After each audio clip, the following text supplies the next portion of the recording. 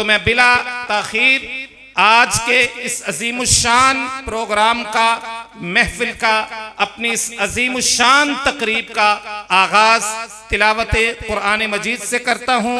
तो मैं मुल्तमिस हूँ जनाब कारी अब्दुल वदूद आसिम हफिज़हुल्लाह से कि वो तशरीफ़ लाएं और कुरान करीम की तिलावत से आज की इस तकरीब का खूबसूरत आगाज फरमाएं।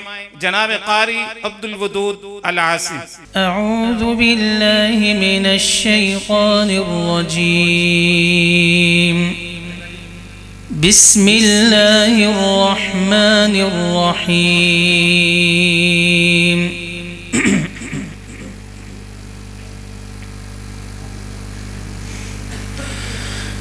ونضع الموازين القسط ليوم القيامة فلا تظلم نفس شيئا وإن كان مثقال حبة من خردل أتينا بها وكفى بنا حاسبين.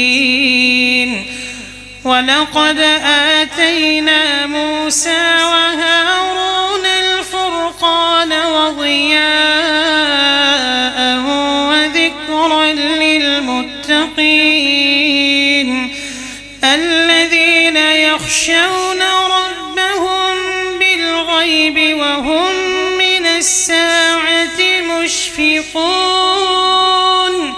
وهذا ذكر مبارك أنزلناه أفأنتم له منكرون.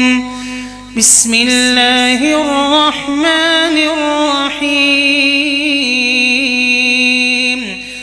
يا أيها الذين آمنوا اتقوا الله ولتنظر نفس ما قدمت لغد واتقوا الله إن الله خبير بما تعملون. ولا تكونوا كالذين نسوا الله فأنساهم أنفسهم أولئك هم الفاسقون. لا يستوي أصحاب النار وأصحاب الجنة. أصحاب الجنة هم الفائزون. لو أنزلنا هذا القرآن على جبل لرأيته خاشعا متصدعا من خشية الله. وتلك الأمثال نضربها للناس لعلهم يتفكرون. هو الله الذي لا إله إلا هو عالم الغيب والشهادة هو الرحمن الرحيم. هو الله الذي لا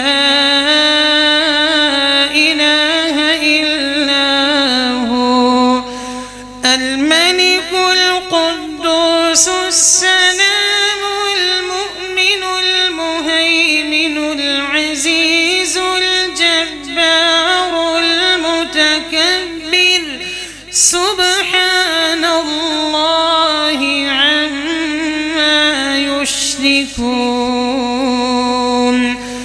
هو الله الخالق البارئ المصور له الأسماء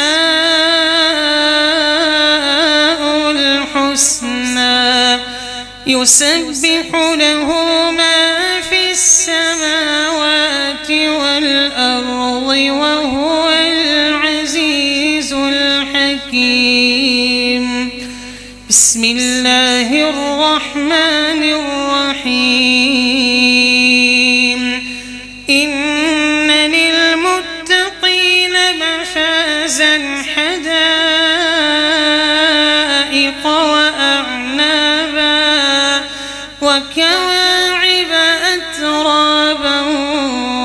وكأسا دهاقا لا يسمعون فيها لغوا ولا كذابا جزاء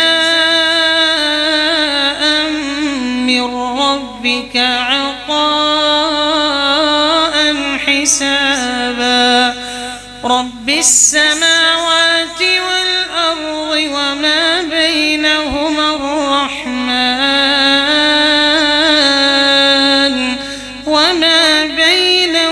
الرحمن لا يملكون منه خطابا يوم يقوم الروح والملائكة صفا لا يتكلمون إلا من أذن له الرحمن وقال صوابا ذلك اليوم الحق فمن شاء اتخذ إلى ربه مآبا إنا أنذرناكم عذابا قريبا يوم ينظر المرء ما قدمت يداه ويقول الكافر يا ليتني كنت ترابا صدق الله العظيم.